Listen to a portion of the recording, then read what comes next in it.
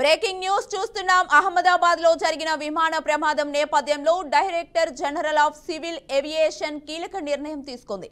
భారత్ లో సేవలందిస్తున్న అన్ని బోయింగ్ విమానాలను సమగ్రంగా తనిఖీ చేయాలని డీజీసీఏ ఆదేశాలు జారీ చేసింది. ఇందులో భాగంగా బోయింగ్ 787 సిరీస్ కు చెందిన విమానాలపై ప్రత్యేక ఆడిట్ ను నిర్వహించాలని సూచించింది. భద్రతా ప్రమాణాలను సమీక్షించి నివేదికను సమర్పించాలని అన్ని విమాన సంస్థలకు డీజీసీఏ ఆదేశించింది. డీజీసీఏ ఆదేశాల మేరకు ఎయిర్ ఇండియా తన చర్యను ప్రారంభించినట్లు తెలుస్తోంది. బోయింగ్ విమానాల్లో భద్రతపై మరింత కట్టుదిట్టమైన దృష్టితో తనిఖీలు కొనసాగుతున్నాయి.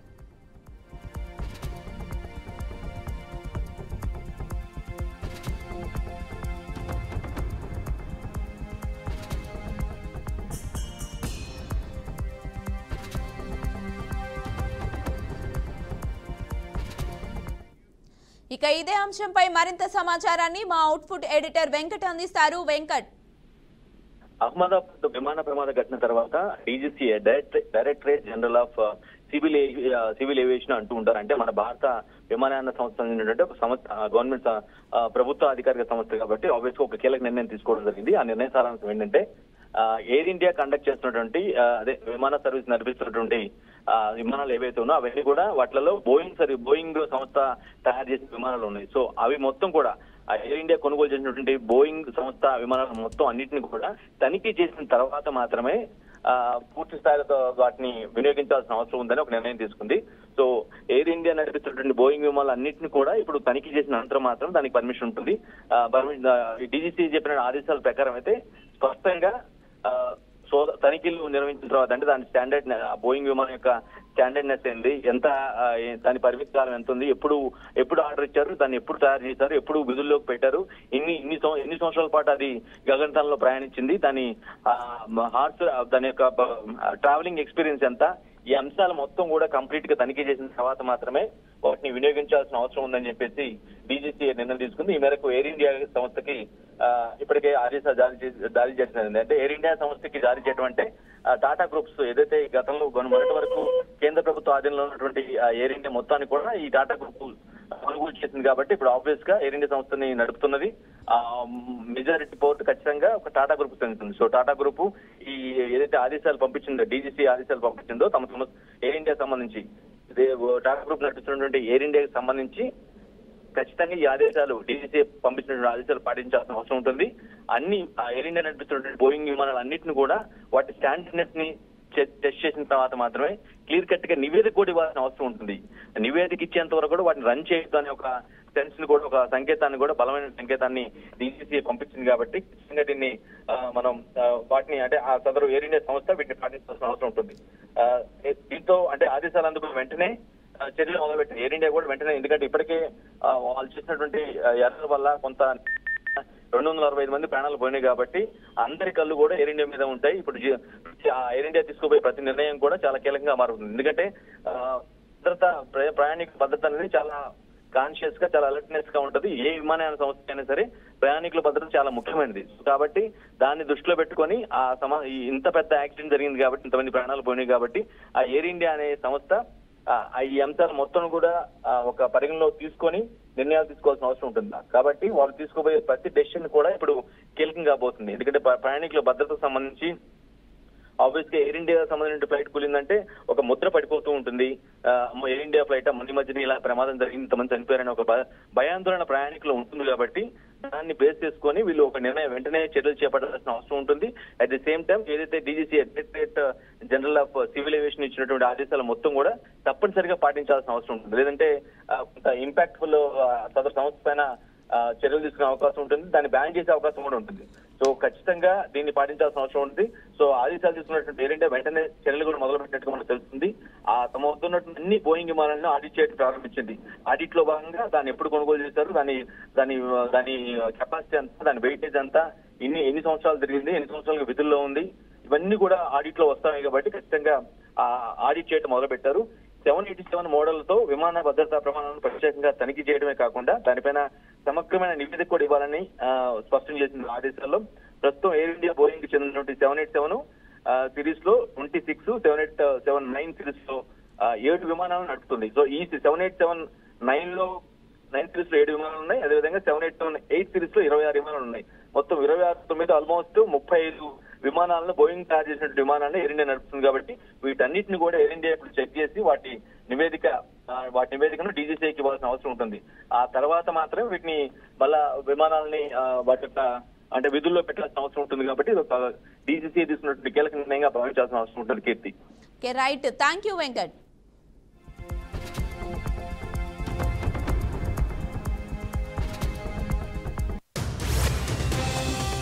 అహ్మదాబాద్ విమాన ప్రమాదంలో మృతి చెందిన మాజీ సీఎం విజయ్ రూపానీ కుటుంబాన్ని ప్రధాని నరేంద్ర మోదీ పరామర్శించారు.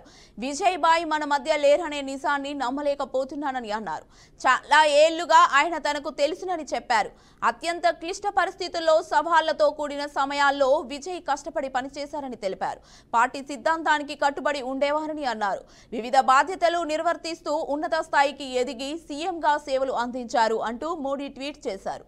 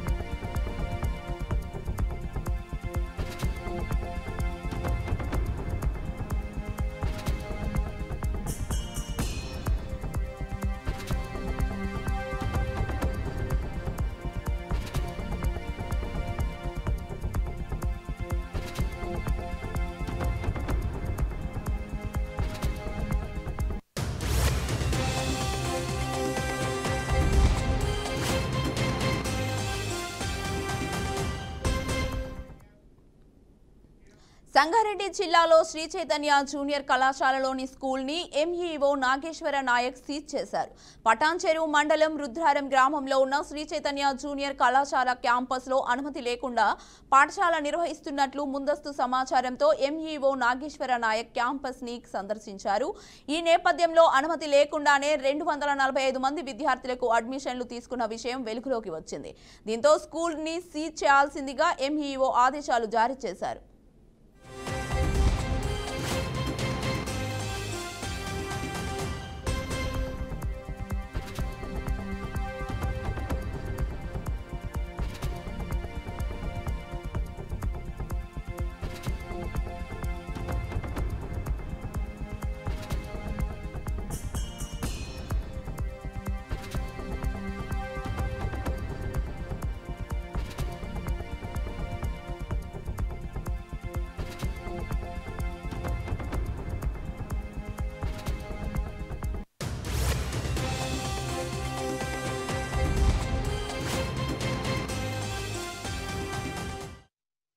మండలము రుద్రారం గ్రామంలో ఉన్నటువంటి శ్రీ చైతన్య పాఠశాలను అనధికారికంగా నడిపిస్తున్నందుకు ఈరోజు సీజ్ చేయడం అనేది, ఇందులో 6 నుండి 9వ తరగతి వరకు అడ్మిషన్స్ తీసుకుంటున్నారు.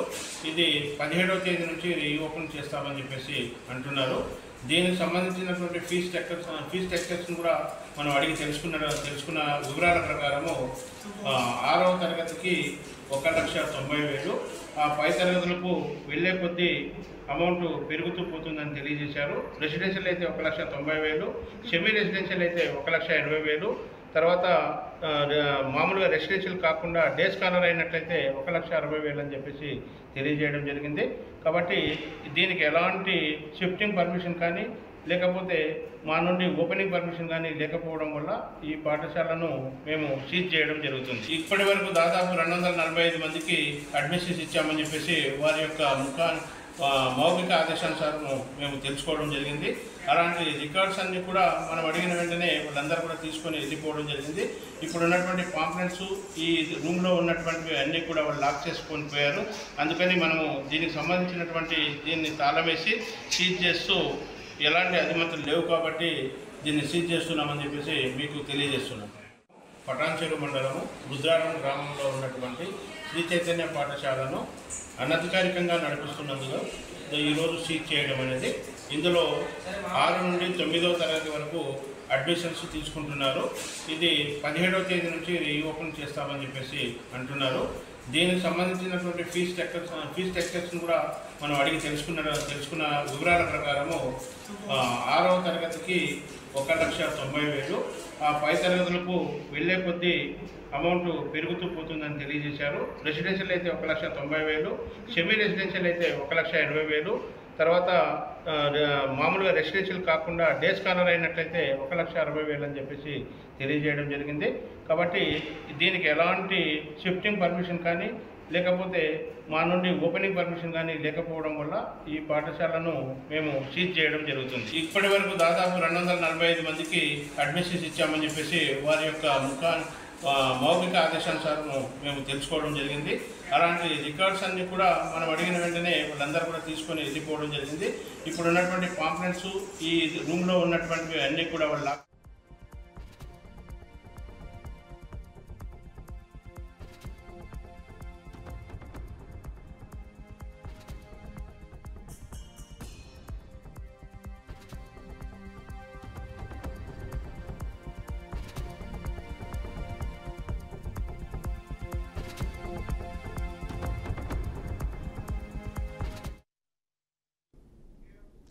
ఏసీబీ నోటీసులపై బీఆర్ఎస్ వర్కింగ్ ప్రెసిడెంట్ మాజీ మంత్రి కేటీఆర్ స్పందించారు. ఈ సందర్భంగా ముఖ్యమంత్రి రేవంత్ రెడ్డికి సవాల్ విసురుతూ సోషల్ మీడియా వేదికగా పోస్ట్ పెట్టారు. మిస్టర్ రేవంత్ రెడ్డి, తమ ఇద్దరిపైన ఏసీబీ విచారణ జరుపుతోందని తెలిపారు. ఇద్దరం లైట్ డిటెక్టర్ టెస్ట్కు వెళ్దాం, దీనికి మీరు సిద్ధమేనా అని సవాల్ విసిరారు. ప్రభుత్వాన్ని నడపడం చేతగాక ప్రజల దృష్టిని మళ్లించేందుకు ఈ తరహా నాటకాలు ఆడుతున్నారని తీవ్ర స్థాయిలో మండిపడ్డారు. రేవంత్ రెడ్డి లాగా తాను తప్పించుకునే వ్యక్తిని కాదన్నారు. తప్పకుండా ఏసీబీ విచారణకు హాజరవుతానని, అధికారులకు సహకరిస్తానని కేటీఆర్ ప్రకటించారు. రాష్ట్రం దివాలా తీసిందని మీరు ప్రతిరోజు మాట్లాడుతూ రాష్ట్ర పరువు తీయకండి అని విజ్ఞప్తి చేశారు. ప్రజాధనం వృధా చేయకండి, చేతగాకపోతే దిగిపోండి అని సీరియస్ అయ్యారు.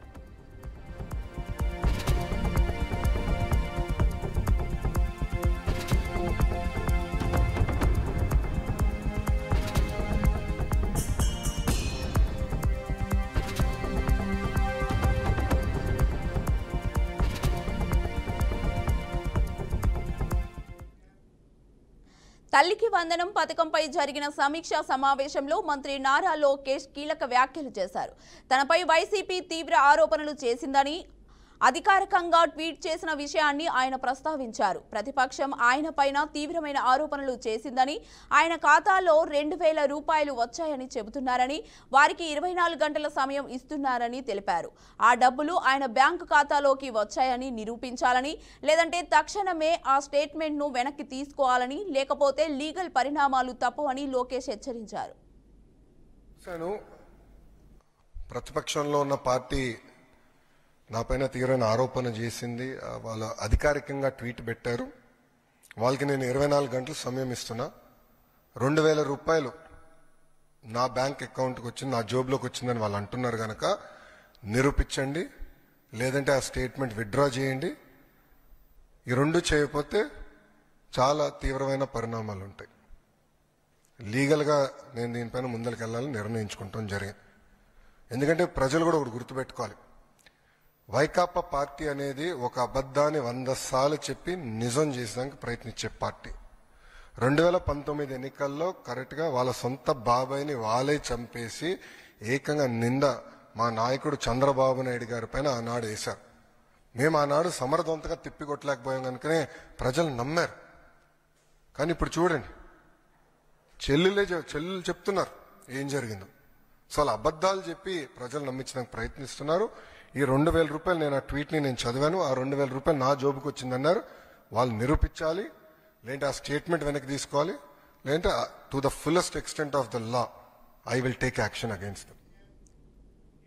వైకాపా నేత పేర్ని నాని పాపం పండిందని, ఇక వదిలేదే లేదని ఎక్సైజ్ శాఖ మంత్రి కొల్లు రవీంద్ర హెచ్చరించారు. 5 ఏళ్లు ప్రజలను పీక్కు తిని నేడు పిచ్చి ప్రేలాపనలు చేస్తున్నారని మండిపడ్డారు. 2023లో బదిలీ అయిన తహసీల్దార్ 2024లో పట్టాలు ఎలా ఇచ్చారని ప్రశ్నించారు. పేదలపై ప్రేమ ఉంటే 6,400 టిట్కో ఇల్లు ఎందుకు ఇవ్వలేదని నిలదీశారు. సిఆర్జెడ్ భూముల్లో పట్టాలు ఇవ్వడాన్ని కోర్టులే తప్పుపట్టాయని గుర్తు చేశారు. 2006లో బందర్ పోర్టుని అమ్మేసేందుకు పేర్ని నాని ప్రయత్నించారని ధ్వజమెత్తారు. బస్తాలు మాయమైంది వాస్తవం కదా. ఆ గోడౌన్ ఎవరి పేరు నుండి వాళ్ళ మీద విచారణ జరుగుద్ది. నీకు మీ భార్య మీద అంత ప్రేమ ఉంటే మానసికంగా అప్పుడే చచ్చిపోయాను అంటున్నావు. నీ భార్య మీద నీకు అంత ప్రేమ ఉన్నట్టయితే ఆ బియ్యం బొక్కేవాడివా, ఆ బియ్యం దొంగతనం చేసేవాడివా, లేకపోతే దొంగతనంగా అమ్ముకునేవాడివా? నీ గోడౌన్ నుంచి లారీలు బయలుదేరి కాకినాడ పోర్టుకి వెళ్ళి అక్కడ టోల్ గేట్ల దగ్గర ఎంతెంత టోల్ గేట్ దగ్గర ఏ సమయంలో కట్టారు మొత్తం కూడా కేసులో రికార్డ్ అయ్యింది. ఇంకా నువ్వు బొంకాలని చెప్పి ప్రయత్నిస్తున్నావు. నీ భార్య మీద ప్రేమ ఉన్నాడు అయితే నువ్వు అలాంటి తప్పుడు పనులు చేయవే. ఇవాళ నీతి కౌరులు చెప్తా ఉన్నావు. ఇవాళ ఆ రోజున పూర్తి విచారణ చేస్తాం. అందరికంటే ముందు కోర్టు పరిగెడతావు కదా. నిన్న పట్టాలతో కూడా పేపర్ సంవత్సరం అయింది దీని మీద ఏంటి అని చెప్పి పేపర్లో వార్త వస్తే కోర్టుకి వెళ్ళావు. నిన్న కోర్టు కూడా పేపర్లో వచ్చిన వార్త మీద నువ్వు వచ్చేస్తావా అని చెప్పి కోర్టు కూడా మీ బెయిల్ని తిరస్కరించారు. ఇంకా నీకు సిగ్గు రాకపోతే అసలు మనిషి జన్మెత్తితే కదా నిన్ను ఒక బఫూన్లా చూస్తా ఉన్నారు ఆంధ్ర రాష్ట్రంలో. నువ్వు గుర్తుపెట్టుకో. ఏదో ప్రెస్ మీట్ పెట్టేసి నేనేదో మాట్లాడేశాను లేకపోతే సోషల్ మీడియాలో వదిలేశాను అనుకుంటున్నావు. నువ్వు ఒక బఫూన్. ఇంకా బఫూన్ అయినా కొద్దిగా నవ్వుతారు నిన్ను చూసి. అహ్మదాబాద్ విమాన ప్రమాద మృతులకు టీమిండియా ప్లేయర్స్ సంతాపం తెలిపారు. ప్రస్తుతం ఇంగ్లాండ్ పర్యటనలో ఉన్న టీమిండియా జూన్ 20 నుంచి 5వ టెస్టుల సిరీస్ ఆడనుంది. ఇందులో భాగంగా బేకెన్ హామ్లో ఇంగ్లాండ్తో నేడు ఇంట్రా స్క్వాడ్ మ్యాచ్ ఆడుతోంది. ఆటకు ముందు టీమిండియా ప్లేయర్స్ సిబ్బంది అహ్మదాబాద్ విమాన ప్రమాద మృతులకు 2 నిమిషాలు మౌనం పాటించి నివాళులు అర్పించారు. అలాగే చేతికి నల్లటి బ్యాండ్స్ ధరించి ఆటోలో పాల్గొన్నారు.